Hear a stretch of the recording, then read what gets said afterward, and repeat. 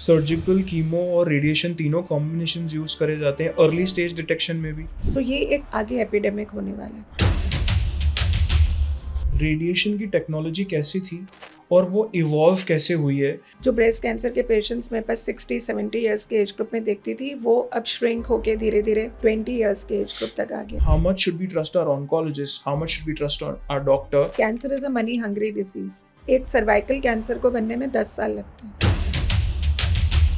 All 4 stages of cancer में cost of treatment में कितना फ़र्क है? जितनी जल्दी पकड़ा जाएगा उतना आपको कम ट्रीटमेंट की जरूरत पड़ेगी। हम अपना ऑन्कोलॉजिस्ट ढूंढे कैसे? एक फैंटम होता है जिसको हम डमी बोलते हैं, उसके ऊपर डिलीवर करके देखा जाता है कि दिस ट्रीटमेंट इज सेफ। तो क्या ये सच है कि बहुत सारे प्राइवेट हॉस्पिटल्स में वो ट्रीटमेंट्स अवेलेबल ही नहीं है जो एक अच्छे बड़े सरकारी अस्पताल में अवेलेबल हैं? It all depends on what stage you were diagnosed. ऐसा कोई ट्रीटमेंट नहीं है जो इंडिया में अवेलेबल ना हो। वीवीआईपी पेशेंट्स तो पक्का बचते ही हैं और नॉर्मल पेशेंट की तो डेथ तय है। Cancer is not a death sentence. Cancer जो है ये मल्टीफैक्टोरियली आपको इफेक्ट करता है। सो लाइफ बदलती जरूर है, बट अगर कोई कैंसर सर्वाइवर या वॉरियर इस वक्त हमें सुन रहा है तो आप उनसे क्या कहना चाहते हैं? अपनी हेल्थ की जिम्मेदारी अपने हाथ में लो। Be the captain of your own ship.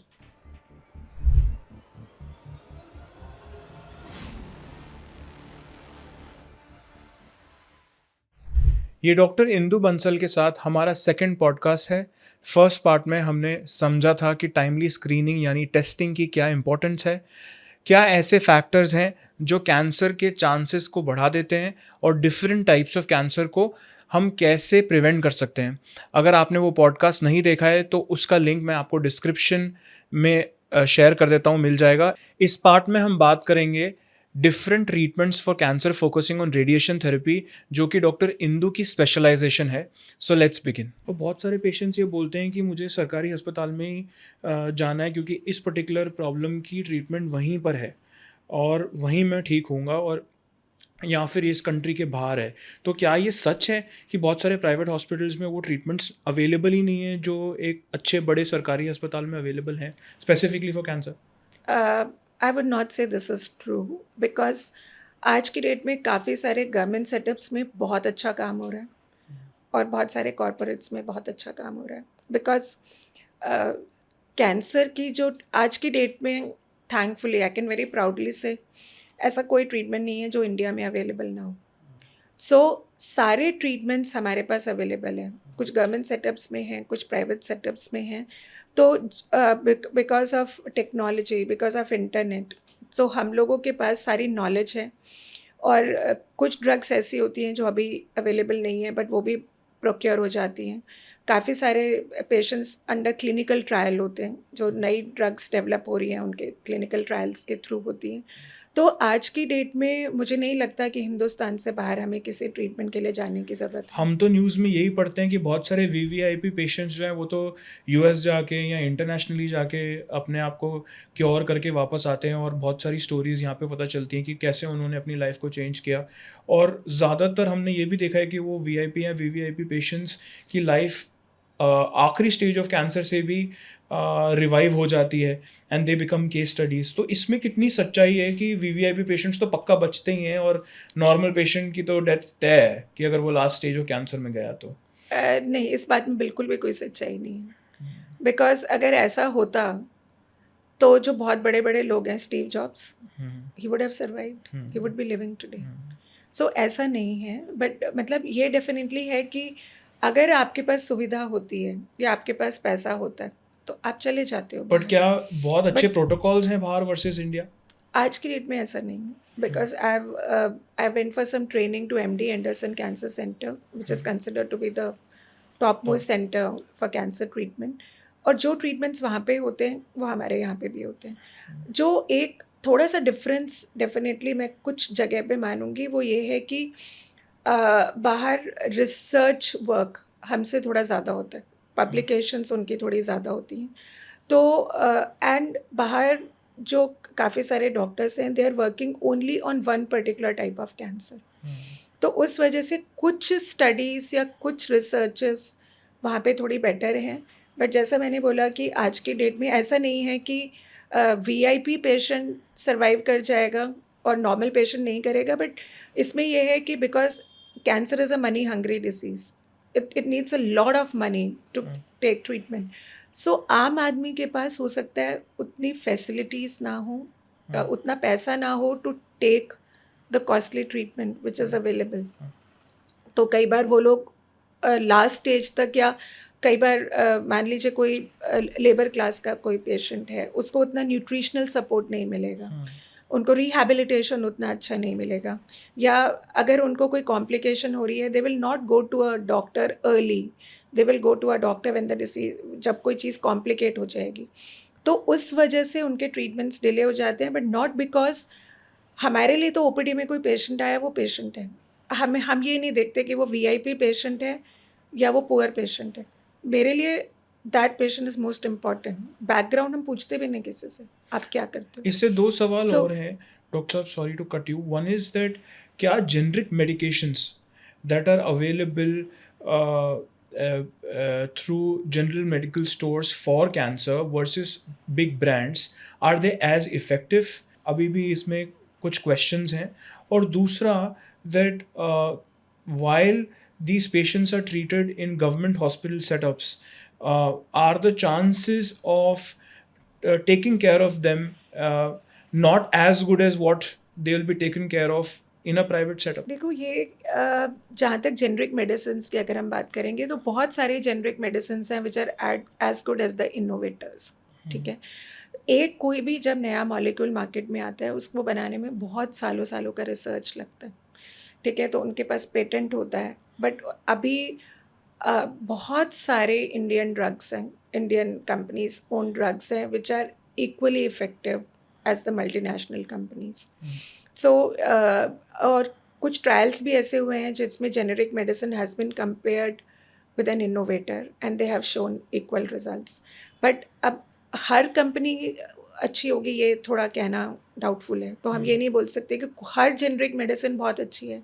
सो वो तो एक्सपीरियंस से ही पता चलेगा.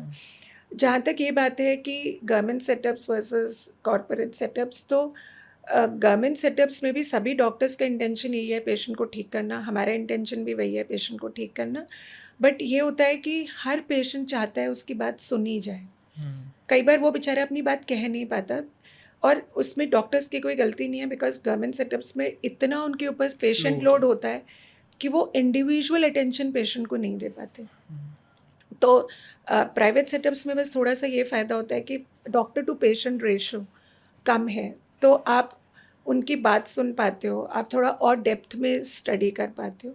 बट अब जैसे टाटा मेमोरियल हॉस्पिटल है, वहाँ पे बहुत अच्छा काम होता है, they are doing a good work. AIIMS में जिपमर है, ऐसे बहुत सारे हमारे गवर्नमेंट इंस्टीट्यूट्स हैं जहाँ पे गाइडलाइंस बनती हैं जो हम लोग यूज़ करते हैं. हमारा जो गवर्नमेंट्स हॉस्पिटल्स हैं उन पे वर्कलोड बहुत ज़्यादा है, तो उस वजह से थोड़ा सा पेशेंट टू पेशेंट को जो पर्सनल अटेंशन मिलनी चाहिए वो मेरे ख्याल से कम मिलती है. बट प्रोटोकॉल्स तो स्टैंडर्ड है. And as the super specialty has grown, doctors are picking up on one type of a cancer at a given point in time. Is the cost of treatment going up, or is the cost of treatment equal and the success rate has gone up? क्या इसमें कोई फ़र्क है? आपका क्या take है? I would not say that the cost of treatment would have gone up, because जो standard guidelines है ट्रीटमेंट तो उसी के हिसाब से हो रहा है. बट जो standard of treatment definitely improve hoga if someone is doing a specialized work, because if they are treating the same type of disease over and over and over again, so they see a more number of patients for that particular area, so complication rates उनके थोड़े कम होंगे. But मुझे नहीं लगता कि cost of treatment उससे फ़र्क पड़ता है.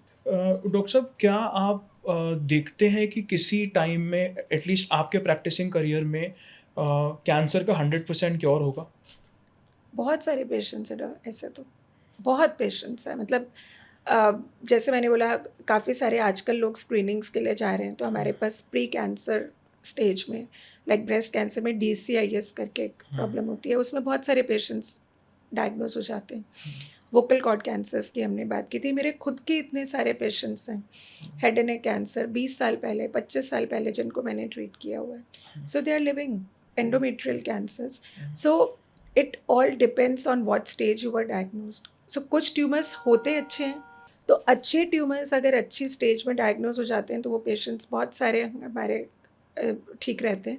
हमारे पास बहुत सारे ऐसे पेशेंट्स भी हैं जो जिनकी कैंसर की वजह से they did not leave this world, but किसी हेल्थ कंडीशन की वजह से प्रॉब्लम हो गई. लाइक किसी को कार्डियक प्रॉब्लम हो गई, वो उसकी वजह से चले गए, या अनकंट्रोल डायबिटीज़ की वजह से चले गए. सो लिम्फोमास के test, Yuvraj Singh is an example. So ऐसे बहुत सारे पेशेंट्स हैं जो 100% क्योर्ड है. Got it. डॉक्टर साहब, सुपर स्पेशलिटी होने की वजह से हमने नोटिस किया है दैट आज की डेट में अगर हम किसी की ओपीडी में जाते हैं, स्पेसिफिकली अगर आप अपने फिजिशियन के पास जा रहे हैं, साथ में कोई पेशेंट कैंसर ट्रीटमेंट के लिए अपने ऑन्कोलॉजिस्ट के पास जा रहा है, और थर्ड अपने प्रॉबली डायबिटीज़ के लिए एक डायबिटोलॉजिस्ट के पास जा रहा है, तो सब लोग अपने अपने रूट कॉज को ट्रीट कर रहे हैं. फॉर एग्जांपल, एक जनरल फिजिशियन उनकी हेल्थ कंडीशंस को ट्रीट कर रहा है जहाँ पे उनकी डायबिटीज़ इन कंट्रोल रहे, उनकी कार्डियक प्रॉब्लम्स इन कंट्रोल रहे. ऑन्कोलॉजिस्ट ट्रीट कर रहा है कि उनका कैंसर रेकर ना करे जहाँ पर जिस चीज़ को उन्होंने ठीक किया है, और एक डायबिटोलॉजिस्ट प्रॉबली उनकी ओवरऑल न्यूट्रिशन को देख रहा है ताकि कुछ भी हिले ना. सो ऑल्टरनेटिव फॉर्म ऑफ मेडिसिन हमारी नज़र में एनवायरमेंटल अंडरस्टैंडिंग की वजह से इसलिए विन करती है क्योंकि ऑल्टरनेटिव फॉर्म ऑफ मेडिसिन हमेशा बोलती है कि हम होलिस्टिकली ट्रीट कर रहे हैं, हम आपकी लाइफस्टाइल मॉडिफिकेशन की तरफ फोकस कर रहे हैं. और बहुत टाइम ऐसा होता है कि जनरल फिजिशियन एलोपैथी में इसीलिए किसी और दवाई को नहीं छूता क्योंकि वो अपने फोकस एरिया पर ही फोकस कर रहा है, और उसकी वजह से वो ये नहीं डायग्नोज कर पाता कि एक पर्टिकुलर दवाई जो एक ऑन्कोलॉजिस्ट ने दी है वो उनकी दवाई के साथ कैसे कोलाइड करेगी और पेशेंट की तबीयत हो सकता है बिगड़ पाए. मैं खुद अपनी फैमिली में ऐसे कंडीशंस को देखता हूँ जहाँ पे 4 डिफरेंट डॉक्टर्स 4 डिफरेंट बीमारियों को ट्रीट कर रहे हैं अंडर एलोपैथी, और पेशेंट को ये नहीं समझ आ रहा कि ये दवाई लेनी है कि नहीं लेनी है, और कभी कभी ओवरलैप भी हो रहा है जिसकी वजह से वो ये नहीं फिगर आउट कर पाता कि सही डॉक्टर कौन है, और फिर वो गिव अप मार के ऑल्टरनेटिव फॉर्म ऑफ मेडिसिन में चला जाता है, और वहाँ पर जाके हो सकता है उनकी तबीयत और ख़राब हो. एलोपैथिक कुछ दवाइयाँ ले रहे हैं प्लस हैवी मेटल्स यूज़ करे जा रहे हैं जो ऑल्टरनेटिव फॉर्म, वो भी कोलाइड करके उनकी तबीयत को और. तो इन कंडीशंस को किस तरीके से एड्रेस किया जाए स्पेसिफिकली इन एलोपैथी, जहाँ पर अगर कोई पर्टिकुलर डॉक्टर एक पर्टिकुलर चीज़ को देख रहा है, वो रूट कॉज के साथ में वो ये भी देखे कि दूसरी दवाइयाँ क्या दी जा रही हैं जिसकी वजह से पेशेंट बड़ा मरता है आज के सिनेरियो में. क्योंकि सुपर स्पेशलिटी में जाने की वजह से जो डॉक्टर पहले बोलते थे कि नफ्स देखकर दवाइयाँ लिख देंगे, सीनियर डॉक्टर्स आज की डेट में वो बोलते हैं पहले एक्सरे करा कर लाओ तभी मैं आगे कुछ और लिखूंगी. तो उसको कैसे एड्रेस किया जा रहा है, और कैसे एड्रेस, और पेशेंट की नज़र में वो कैसे पेशेंट को पता चले कि वो सही 4 डॉक्टरों के पास जा रहा है और ये दवाइयाँ दूसरे डॉक्टर से पूछनी भी हैं कि लेनी है कि नहीं. ये बहुत बहुत इम्पॉर्टेंट मुद्दा उठाया आपने. I think this is a very serious problem and I absolutely agree with you कि पेशेंट्स को ये प्रॉब्लम होती है आज के डेट में. जो मुझे इसका सोल्यूशन समझ में आता है, या जो 2-3 चीज़ें मुझे लगता है हमें करनी चाहिए. सबसे पहली बात, there has to be a very honest and open communication with your doctor. So the conversation between doctor and patient should be of a very much faith and honest and open. ठीक है. So इसका मतलब क्या है कि कुछ patient की responsibilities हैं, कुछ डॉक्टर की रिस्पॉन्सिबिलिटी. पेशेंट की रिस्पॉन्सिबिलिटी ये है कि वो जो भी दवाइयाँ ले रहा है या उसकी जो भी हेल्थ कंडीशंस हैं वो डॉक्टर से छुपाए ना. हम लोगों के साथ बहुत बार ये प्रॉब्लम आती है कि इंश्योरेंस की वजह से उनको डायबिटीज़ थी या ब्लड प्रेशर था, बट उन्होंने इंश्योरेंस में दिखाया नहीं, और अब वो हमारे पास कैंसर ट्रीटमेंट के लिए आए तो अब वो हमें बताते ही नहीं कि उनको डायबिटीज़ या हाइपरटेंशन है. So honestly trust me, this is a problem. Patient को इग्नोरेंस होती है, उनके लिए उस टाइम कैंसर ज़्यादा इंपॉर्टेंट बीमारी होती है, तो उनको ये नहीं समझ में आता कि डायबिटीज़ और हाइपरटेंशन के बारे में भी मुझे डॉक्टर को बताना ज़रूरी है. तो उसमें पेशेंट की कोई गलती नहीं है क्योंकि उनको उस चीज़ की समझ नहीं है. ठीक है. तो उसकी वजह से वो जो मिस कम्युनिकेशन रह जाता है, या जो गैप इन कम्युनिकेशन होता है, या gap in knowing that patient is suffering from so many other problems, वो जो डेफिशिएंसी रह जाती है उसकी वजह से एक चीज़ अनएड्रेस रहने की वजह से पेशेंट को प्रॉब्लम्स होती हैं. दूसरी एक प्रॉब्लम मैं एडमिट करूँगी इस बात को कि बिज़ी ओपीडी में कई बार डॉक्टर्स भी डेफिशिएंसी करते हैं कि वो नहीं देख पाते हैं कि दूसरे डॉक्टर ने क्या दवाई दी है। सो हम लोग लाइक मेरी ओपीडी में सबसे पहला सवाल मेरा यही होता है कि आपको कोई और हेल्थ कंडीशन तो नहीं है, और हम वो मेडिसिन्स को नोट करते हैं कि एंड आई से कि आपका किस किस डॉक्टर से ट्रीटमेंट चल रहा है, आप सारे प्रिस्क्रिप्शंस मुझे दिखाइए। सो बेसिकली कई बार एक ही दवाई बीमारी के लिए लाइक एसिडिटी के लिए patient might be taking 3 different brand names from different doctors, और वो क्योंकि हमने देखा नहीं तो पेशेंट को नहीं पता, या इनकी वजह से क्या होता है कि जिनको डायबिटीज़, हाइपरटेंशन, कार्डियक प्रॉब्लम है, उनकी दवाइयों की ऑलरेडी बहुत लंबी चौड़ी लिस्ट होती है, तो 8-10 दवाइयाँ इन हेल्थ इश्यूज़ की वजह से होती हैं, और पेशेंट को ये नहीं पता कि कौन सी दवाई सबसे इम्पॉर्टेंट है। तो कई बार इनकी वजह से वो इम्पॉर्टेंट दवाई स्किप हो जाती है, और कोई एक दवाई जो बहुत इम्पॉर्टेंट नहीं थी वो छूट जाती है। तो पॉलीफार्मेसी हम इसको बोलते हैं। तो आजकल पॉलीफार्मेसी कैलकुलेटर्स हैं, तो जो ड्रग टू ड्रग इंटरैक्शंस, मतलब एक दवाई दूसरे के साथ इंटरैक्ट तो नहीं कर रही है, उसका इंटरैक्ट करने का मतलब है कि उस दवाई का 2 दवाइयाँ आपस में लेने से कोई रिस्क बढ़ तो नहीं रहा है, या कोई साइड इफ़ेक्ट ज़्यादा तो नहीं हो रहा, या दवाई की इफ़ेक्टिवनेस कम तो नहीं हो रही। सो वो हम लोग कैलकुलेट कर सकते हैं। तो एक तो ये है कि डॉक्टर से आप छुपाइए मत, किसी भी डॉक्टर को आप कंसल्ट कर रहे हो वो सारा प्रिस्क्रिप्शन दिखाइए, और डॉक्टर से पूछ लीजिए कि सर मेरी ये दवाइयाँ उस डॉक्टर से भी चल रही हैं, और तो हम लोग एक कॉमन दवाइयों का आपका पर्चा बना सकते हैं जिससे कि ये वाली प्रॉब्लम ना आए। बट ये प्रॉब्लम है, और इसके लिए पेशेंट को और डॉक्टर को दोनों को ही रिस्पॉन्सिबिलिटी लेनी पड़ेगी। And I think polypharmacy calculators की वो सबको रूटीन में यूज़ करने चाहिए, ताकि ये पेशेंट्स को जो इनकी वजह से प्रॉब्लम्स हो रही हैं वो ना हो। सो डॉक्टर साहब, यंग फीमेल पेशेंट्स को बहुत भय होता है कैंसर ट्रीटमेंट करवाने में, स्पेसिफिकली रेडिएशन एंड कीमो, तो उनका फर्टिलिटी प्रेजर्वेशन का चांसेस क्या है, उनकी नॉर्मल लाइफ आगे जाके हो सकती है कि नहीं, वो डर इतना ज़्यादा बैठा हुआ है कि बहुत सारे लोग इसको लास्ट स्टेज तक ले जाते हैं कि नहीं हम उसको ऑल्टरनेटिव फॉर्म से ठीक करवा देंगे, या कंसल्ट ही करे जाते हैं। तो what is the actual truth to this? So देखिए, जो जैसे यंग पेशेंट्स में कैंसर का इंसिडेंस बढ़ रहा है, अभी हमने 15 to 40 ईयर्स एज ग्रुप की बात की थी, तो आज की डेट में ये है कि 22 out of 1 lakh man and 29 out of 1 lakh women in this age group are at risk of cancer. So ये एक आगे एपिडेमिक होने वाला है, so we have to be very very careful. तो हम जो पहले सोचते थे कि ओल्ड एज में ही कैंसर होगा, ऐसा नहीं है। आज की डेट में जो ब्रेस्ट कैंसर के पेशेंट्स मेरे पास 60-70 ईयर्स के एज ग्रुप में देखती थी, वो अब श्रिंक होके धीरे धीरे 20 ईयर्स के एज ग्रुप तक आ गया है। So the youngest patient that I treated was a 19-year-old female.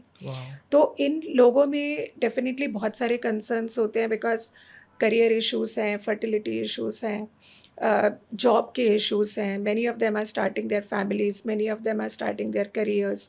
कईयों को सोचना पड़ता है कि आगे हम या मैरिज हो चुकी है, बच्चे पैदा करें या ना करें।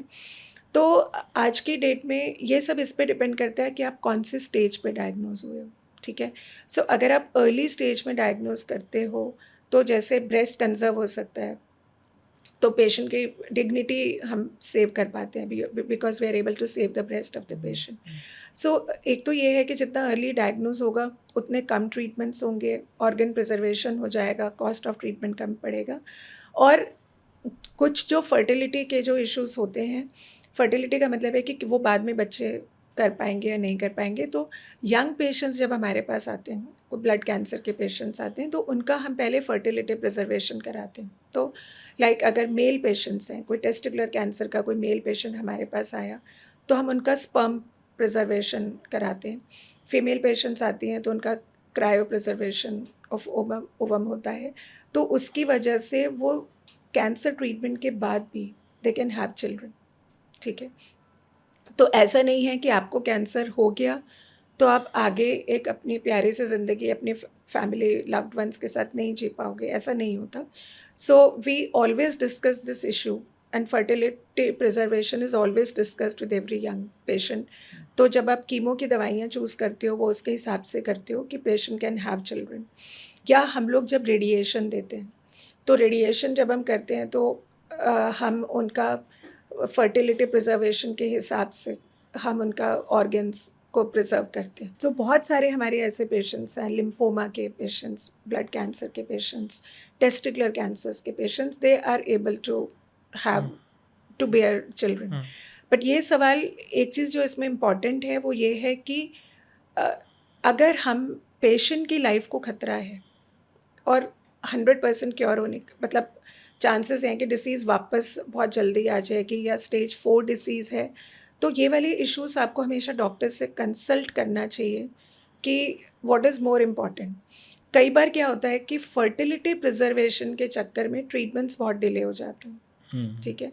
और कई बार ये भी होता है कि कुछ पेशेंट्स, फैमिलीज़ की मेंटालिटी होता है भाई पहले एक लड़का हो जाए, पेशेंट को चाहे कुछ भी हो। तो इसलिए इम्पॉर्टेंट है कि पेशेंट की life versus having a children, उन चीज़ों में हमको बैलेंस करना पड़ेगा।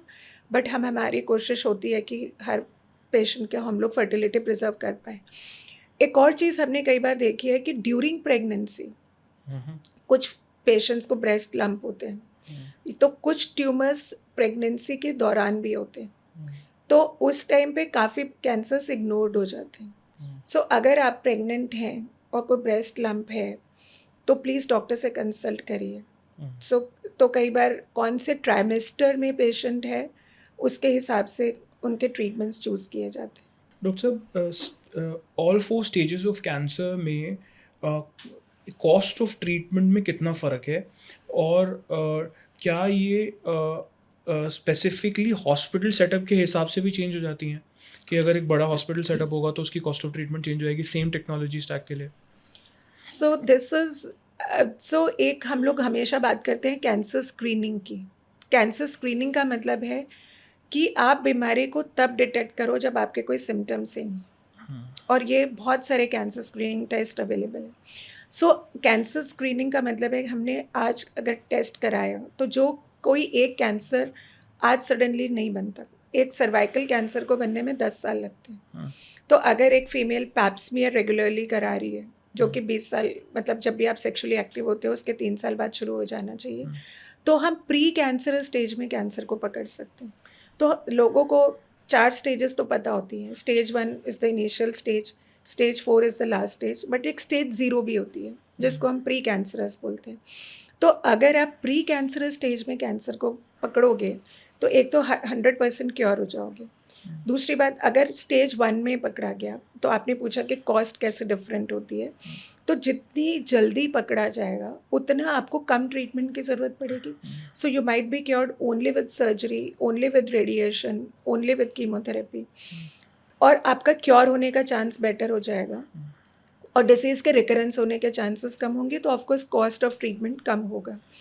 और जितना आप लेट स्टेज में डायग्नोज होगे, कोई स्टेज 4 में होगा, तो उसमें क्योर होने का चांस बहुत कम रह जाएगा, और आपका रिकरेंस के चांसेस मतलब ट्यूमर के वापस आने का या मेटास्टेसिस होने का मतलब किसी और बॉडी पार्ट में जाने का रिस्क बढ़ता रहेगा। और जितना लेट आप डायग्नोज होगे उतना रेजिस्टेंस टू कैंसर ट्रीटमेंट्स, कि वो एक ट्रीटमेंट इफ़ेक्टिव ना हो, वो चांसेस बढ़ जाते हैं। तो जैसे हम स्टेज 0 से स्टेज 4 की तरफ जाते हैं, हमारा expense of treatment, the types of treatment that you need, that goes more, आपका साइकोलॉजिकल इम्पैक्ट ज़्यादा होता है, और क्योर होने का चांस कम होता रहता है, और क्वालिटी ऑफ लाइफ उतनी ही ख़राब हो जाती है। सो जितना लेट डायग्नोज होंगे उतना कॉस्ट ज़्यादा पड़ेगा।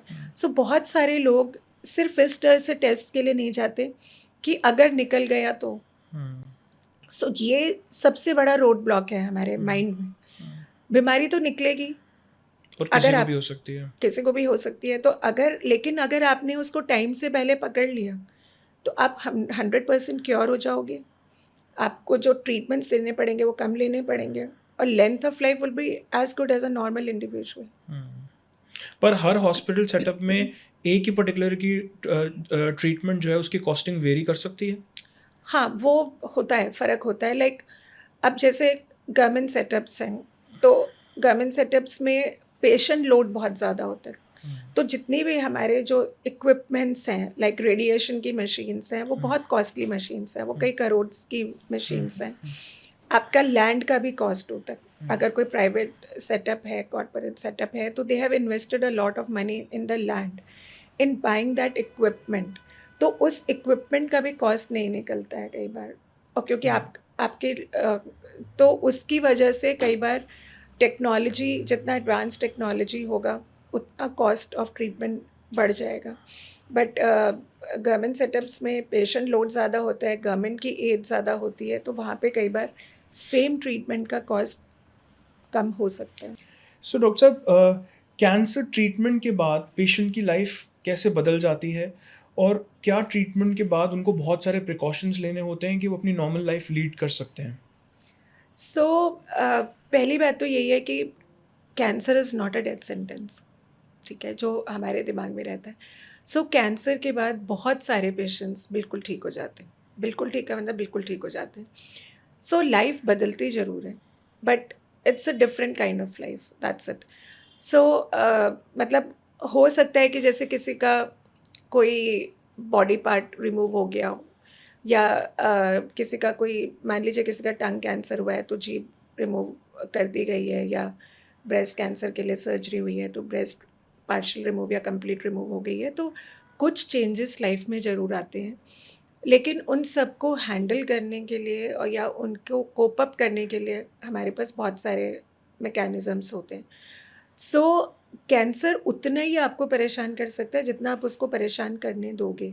लाइक इफ़ यू थिंक कि अब हो गया है ट्रीटमेंट, बीमारी ठीक है, but people can still live a absolutely normal life और even a better life after cancer.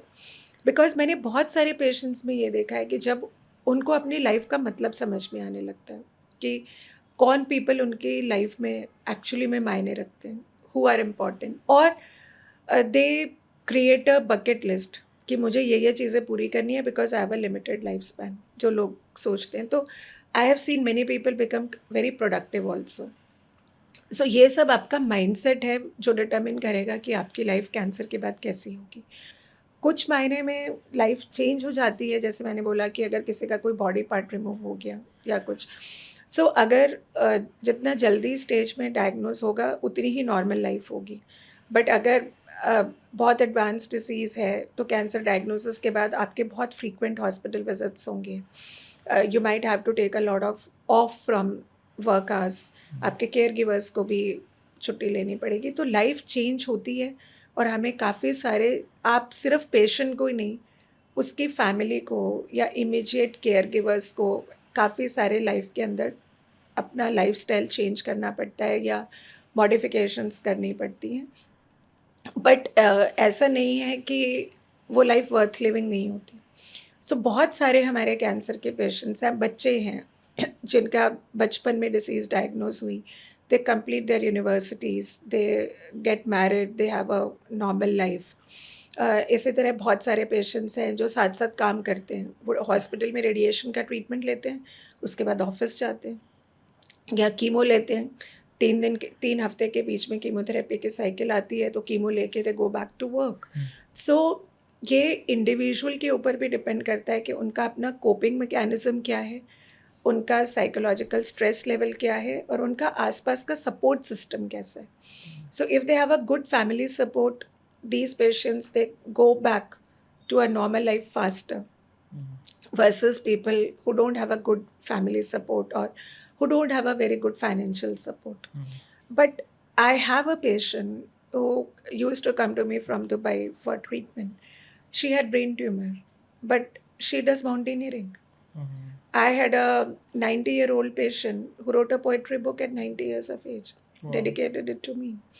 I have a 5-year-old child who created his YouTube channel after diagnosis of brain tumor.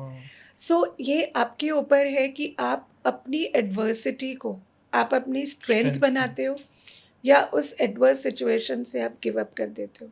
So of course cancer diagnosis is not an easy diagnosis. It's a life changing event definitely, but you can make a better life and still complete your dreams. You can make it even more worth living. सो मैंने ये देखा है अपनी experience में कि जो goal oriented होते हैं, कि जिनको कोई ऑब्जेक्टिव होता है कि मुझे बच्चे की शादी करनी है, मुझे अपने पोते का मुंह देखना है, मुझे ये वाली जॉब चाहिए, तो जिनके पास ऐसा कुछ एक गोल रहता है वो ट्रीटमेंट प्रॉपर लेते हैं, टाइमली ट्रीटमेंट लेते हैं। और बट जब जो गिव अप शुरू में ही कर देता है उनको थोड़ी मुश्किल डेफिनेटली आती है। सो डॉक्टर साहब, बहुत सारे ऑल्टरनेटिव फॉर्म में रेकी थेरेपी बहुत फेमस है कैंसर को ट्रीट करने के लिए, जहाँ पर पेशेंट्स ने एक्चुअली मेंटली गिव अप कर दिया है, बट रेकी से काफ़ी उनको लाभ मिलता है। But is it actually true? What is your understanding of it?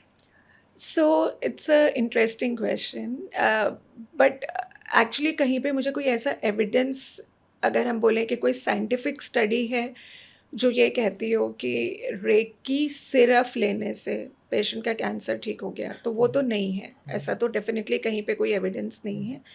But जैसे मैंने कहा कि कैंसर जो है ये मल्टीफैक्टोरियली आपको इफ़ेक्ट करता है, ठीक है। तो रेकी से थोड़ा आपका ये है कि कोपिंग मैकेनिज्म में भी थोड़ा बेटर हो जाए, because it deals you how to deal with cancer in a way, आपका स्ट्रेस थोड़ा कम करेगा। तो आप पॉजिटिव एटीट्यूड के साथ कैंसर के साथ ट्रीटमेंट लेने जाते हो तो कैंसर ट्रीटमेंट को गिव अप करने का चांस, या जो उसकी वजह से आपको स्ट्रेस हो रहा है वो हैंडल करने में हेल्प मिलती है। बट सिर्फ रेकी करने से कैंसर ठीक हो जाएगा, ऐसा तो हमने कहीं किसी स्टडी में नहीं पढ़ा। डॉक्टर साहब, ट्रीटमेंट के बाद ऐसी कौन सी गलतियां हैं जो पेशेंट करते हैं जिसकी वजह से रेकरेंस हो जाती है? कोई ऐसी लापरवाही जो डूज एंड डोंट्स या पोस्ट प्रोटोकॉल ट्रीटमेंट में आती हैं? ये एक्चुअली बहुत इम्पॉर्टेंट है, बिकॉज बहुत सारे पेशेंट्स जैसे जिनमें टोबैको इंड्यूस्ड या अल्कोहल इंड्यूस्ड कैंसर्स होते हैं, तो पहली बात तो वो वापस they go back to consuming tobacco and alcohol. तो वो ट्रीटमेंट के कुछ टाइम के लिए छोड़ देते हैं, फिर 6 महीने छोड़ दिया, 7 महीने छोड़ दिया, but they go back to that. तो अगर हम जो कैंसर कॉजिंग एजेंट्स हैं उन्हीं को अगर हम वापस से कंज्यूम करना शुरू करेंगे तो डेफिनेटली हमारा कैंसर उसी जगह पे वापस आने का या बॉडी में किसी और जगह पे आने का खतरा बढ़ जाएगा। तो जैसे मैंने कहा था कि टोबैको से 17 जगह का कैंसर होता है, तो वो ये नहीं है कि उसी जगह पे वापस आएगा, वो बॉडी में कहीं पे भी कैंसर आ सकता है। तो एक तो ये गलती है कि उसके बाद मतलब cancer is a wake up call, तो आपको एक नई ज़िंदगी एक तरह से मिल रही है, बट उसके बाद अगर आप वही चीज़ें वापस रिपीट करते रहेंगे तो वो रिस्क बढ़ जाएगा। दूसरी बात जो एक कॉमन मिस्टेक होती है कि ट्रीटमेंट होने के बाद 1 या 2 साल तक वो फॉलोअप्स के लिए आते हैं, और उसके बाद क्योंकि उनके सिम्टम्स इम्प्रूव हो जाते हैं तो वो फॉलोअप्स पे आना छोड़ देते हैं। जबकि कैंसर में बीमारी के वापस आने का खतरा काफ़ी कॉमन होता है। तो कुछ ट्यूमर्स ऐसे होते हैं जिसमें 10 साल के बाद या 15 साल के बाद भी कैंसर वापस आ सकता है। तो हम इसलिए फ़ॉलोअप्स को कभी बंद करने के लिए नहीं बोलते, बट शुरू के फर्स्ट 2 ईयर्स सबसे क्रूशियल होते हैं, जिसमें डिसीज़ के वापस आने का रिस्क होता है, या 5 ईयर्स में और रिस्क होता है। 5 ईयर्स के बाद काफ़ी कैंसर्स ठीक हो जाते हैं, बट कुछ कैंसर्स 10 ईयर्स के बाद भी आ सकते हैं। तो हम उसके हिसाब से उनका फ्रीक्वेंसी सेट करते हैं कि आपको कौन सा टेस्ट कब कराना चाहिए। तो एक तो ये है कि आप रेगुलर फॉलोअप्स बिल्कुल ना छोड़ें, this is a common mistake that people do. तीसरी जो एक कॉमन मिस्टेक मैं देखती हूँ कि कुछ पेशेंट्स को हम लोग रेडिएशन या कीमो पहले देते हैं ताकि सर्जरी हो पाए, ठीक है। लाइक फूड पाइप का कैंसर का अगर हम एग्जांपल लें तो हम लोग पहले रेडिएशन देते हैं ताकि ट्यूमर श्रिंक हो जाए, खाना पीना पेशेंट का शुरू हो जाए, और उसके बाद सर्जरी करने के लिए बोला। तो लेकिन पेशेंट्स को जैसे ही सिम्टम्स में रिलीफ आ जाता है तो कई बार पेशेंट्स कम ट्रीटमेंट ही पूरा नहीं करते, so they leave the treatment in between. So या अगर हमने बोला कि आपको 35 सिटिंग्स रेडिएशन की करनी, तो 1 या 2 सिटिंग छोड़ दी, ये बीच में संडे आ गया, अब एक ट्रीटमेंट के लिए क्या आना। सो और चौथी मिस्टेक जो पेशेंट्स ये करते हैं, जैसे मैंने बोला कि कैंसर ट्रीटमेंट की वजह से भी कुछ हेल्थ इश्यूज आते हैं, जैसे डायबिटीज़ का रिस्क बढ़ गया, आपका कार्डियक रिस्क बढ़ गया, ब्लड प्रेशर का रिस्क बढ़ गया। तो और ये कुछ ट्रीटमेंट्स जो हैं, जो साइड इफ़ेक्ट्स होते हैं, ये लेट आते हैं, दे डोंट कम इमीडिएटली। तो अगर आप एक रेगुलर कैंसर स्पेशलिस्ट के पास विजिट्स के लिए जा रहे हो तो हम वो चेकअप्स भी कराते रहते हैं, लाइक लिपिड प्रोफाइल आपका हो जाएगा, बोन लॉस अगर आपका हो रहा है तो हम डेक्सा स्कैन कराएंगे। तो इनकी वजह से वो कोमॉर्बिडिटीज़ का जो रिस्क बढ़ रहा है उसका ट्रीटमेंट पेशेंट्स को प्रॉपरली नहीं मिल पाता। सो ये कॉमन चीज़ें हैं। और जैसे एक और मिस्टेक जो कई पेशेंट्स करते हैं कि कुछ कैंसर्स जेनेटिक होते हैं, सो हम उन लोगों को बताते हैं कि आपको अपना फैमिली वालों का भी चेकअप कराना चाहिए। तो बट वो इस डर से फैमिली वाले चेकअप नहीं कराते कि कहीं हमें भी निकल गया तो जिन कैंसर्स को हम रोक सकते थे आने से वो भी एडवांस स्टेज में आते हैं। तो जिनकी फैमिली में भी कोई कैंसर हुआ है वो लोग भी अवेयर होके अपने चेकअप्स के लिए नहीं आते। So these are the common mistakes that I feel people do. Doctor साहब, वीवीआईपी पेशेंट्स की तो जर्नीज पब्लिकली मीडिया में रिकॉर्ड होती है, पता चलता है कि उन्होंने कैसे रिकवर किया। आपने फेमस क्रिकेटर युवराज का नाम भी लिया, बट ऐसे बहुत सारे केसेस हैं जहाँ पे बहुत रिमार्केबल रिकवरी हुई होगी जो आपने अपने करियर में देखी होगी, और वो आगे जाके बहुत उन्होंने लोगों की जान भी शायद बचाई होगी, या ना भी हो, बट ऐसे कोई रिमार्केबल केसेस हैं जो आप हमें बताना चाहेंगे जो आपकी करियर हिस्ट्री में आपको बहुत मोटिवेट करते हैं? सो आई थिंक हर पेशेंट जो मेरी ओपीडी में आता है वो they represent a lot of strength, inner strength and courage. So I think her patient मुझे मोटिवेट करके जाता है पहली बात तो, बिकॉज जिस करेज के साथ और जिस कन्विक्शन के साथ in spite of all odds they keep on coming to us for treatment, वो हर पेशेंट हमें कुछ ना कुछ सिखा के जाता है। जहाँ तक ये बात है कि बहुत सारे ऐसे पेशेंट्स हैं जिनके जर्नी को मैं मानूंगी कि रिमार्केबल है। तो आई रिमेंबर 2004 में मेरे पास एक स्टेज 4 सर्वाइकल कैंसर की पेशेंट आई थी जो ट्रीटमेंट लेके आई थी और कॉम्प्लिकेशंस हो रहे थे। तो हमें लग रहा था कि शायद 10 दिन मुश्किल से लाइफ होगी, ठीक है। But they had a lot of faith somehow, and they say ना faith moves mountains. So मेरे भी करियर की बहुत शुरुआत थी, काफ़ी मतलब आई ट्राइड देयर बेस्ट और उनको एडमिट किया, किडनी फेलियर हो रहा था उनका, शी वॉज एडमिटेड। डॉक्टर्स ने सबके साथ उनकी बहुत मेहनत की, किडनी फेलियर से वो निकल गई। और उसके बाद उनका ट्रीटमेंट हुआ, क्योंकि कैंसर तो उनका ठीक हो गया था, उनको जो प्रॉब्लम्स हो रही थी वो कॉम्प्लिकेशंस की वजह से थी ऑफ ट्रीटमेंट। बट उनके साथ 1.5-2 महीने हम लोगों ने मेहनत की, but she did well. And 2004 was when I first saw her, and she lost her life 1 year back, not because of cancer, but because of because she underwent some knee replacement surgery, या उनका कुछ ऐसा कुछ joint problem हुई थी जिसके लिए उनको she had a fall, उसकी कॉम्प्लिकेशन की वजह से शी पास्ट अवे। सो ऐसे और भी बहुत सारे पेशेंट्स हैं जो कि शुरू में हमारे पास, जब मैंने करियर की शुरुआत की थी 1996 में, तो हमारे पास उतनी एडवांस्ड मेडिसिन्स नहीं थी। बट कुछ पेशेंट्स जो उस टाइम पे डायग्नोज हुए and this lived for few years, और उनमें अगर कैंसर वापस भी आया तो तब तक हमारे पास बहुत सारे नए मॉलिक्यूल्स, नए ड्रग्स, नए ट्रीटमेंट्स आ गए जिनकी वजह से हम दोबारा उनको ट्रीटमेंट कर पाए and they are living now. So पहले ये माना जाता था कि रेडिएशन दोबारा उसी ऑर्गन में नहीं दिया जा सकता, बट अब हम रेडिएशंस करते हैं, रेडिएशन करते हैं। कीमोथेरेपी है, इम्यूनोथेरेपी है, टारगेटेड ड्रग्स हैं, सर्जरीज हमारी और बेटर हो गई हैं। तो अभी हमारे जो स्टेज 4 की जो डिसीज़ थी वो फ्यू मंथ्स वाली डिसीज़ नहीं रह गई है, it has become a chronic disease. So हमारे बहुत सारे स्टेज 4 के ऐसे पेशेंट्स हैं जो 5-5 साल, 7-7 साल, 8-8 साल भी निकाल रहे हैं, खासतौर से ब्रेस्ट कैंसर में, even with brain metastasis. So brain में बीमारी पहुंचने के बाद पहले हम लोग बोलते थे कि 9 मंथ्स का एवरेज सर्वाइवल है या 8 मंथ्स का एवरेज सर्वाइवल है, बट स्टीरियोटैक्टिक रेडियो सर्जरी और ऐसे वाले ट्रीटमेंट्स के साथ हमारे पास 7, 8 ईयर्स के भी सर्वाइवर्स हैं। So cancer is not now a single event, it has become like a chronic disease like diabetes, hypertension, cardiac things। और जितना एडवांसमेंट इस फील्ड में हो रहा है तो हर रोज़ हमारे पास कुछ नई दवाइयाँ आ रही हैं, तो 2 साल के बाद हमारे पास कुछ नया ट्रीटमेंट होता है, 1 साल के बाद कुछ नया ट्रीटमेंट होता है, जिसकी वजह से हम पेशेंट्स की लाइफ्स को स्टेज 4 में भी बहुत हम लोग बढ़ा पा रहे हैं। डॉक्टर साहब, हमारे शो की एक प्रथा है कि हम हमेशा at the end of the podcast एक रैपिड फायर करते हैं टू नो आवर डॉक्टर मोर और टू आवर गेस्ट मोर। सो क्या आप रेडी हैं? श्योर। ऐसी कौन सी एक हैबिट है जो पेशेंट की रिकवरी जर्नी को ईजी बना सकती है? Trust your doctor. एक मिस्टेक जो पेशेंट्स या फैमिलीज अक्सर करते हैं ट्रीटमेंट के दौरान? बायोप्सी नहीं कराना। कैंसर के बारे में एक फैक्ट जो लोगों को हमेशा सरप्राइज करता है? 70% कैंसर्स आर प्रिवेंटेबल।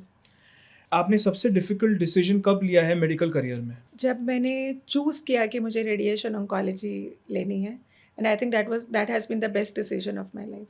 कैंसर के अलावा एक और हेल्थ टॉपिक जिसके बारे में लोगों को ज़्यादा जानना चाहिए? Gut health.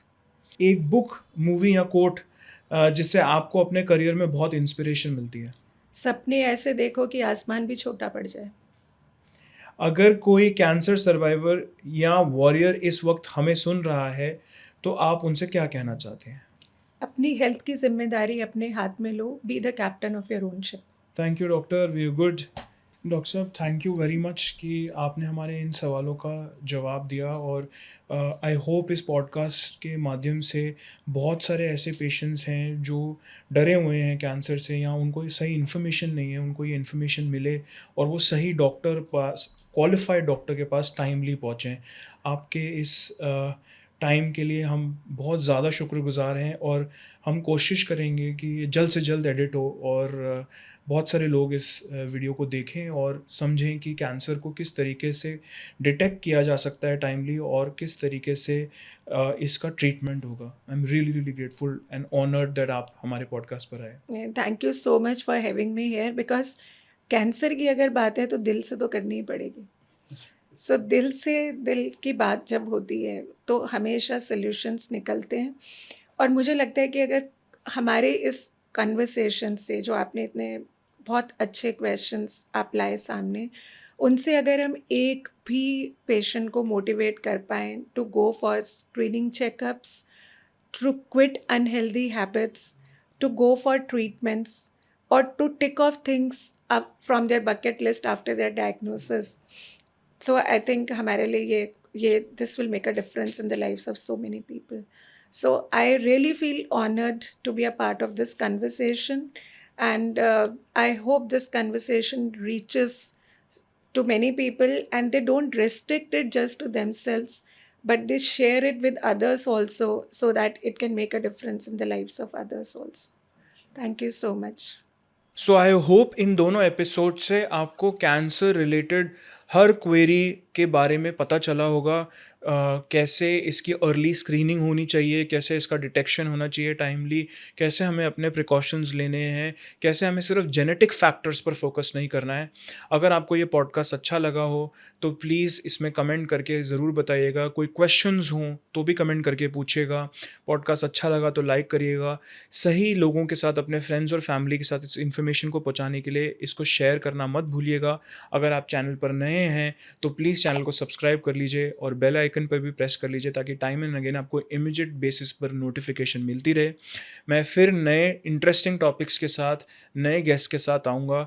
तब तक के लिए जय हिंद।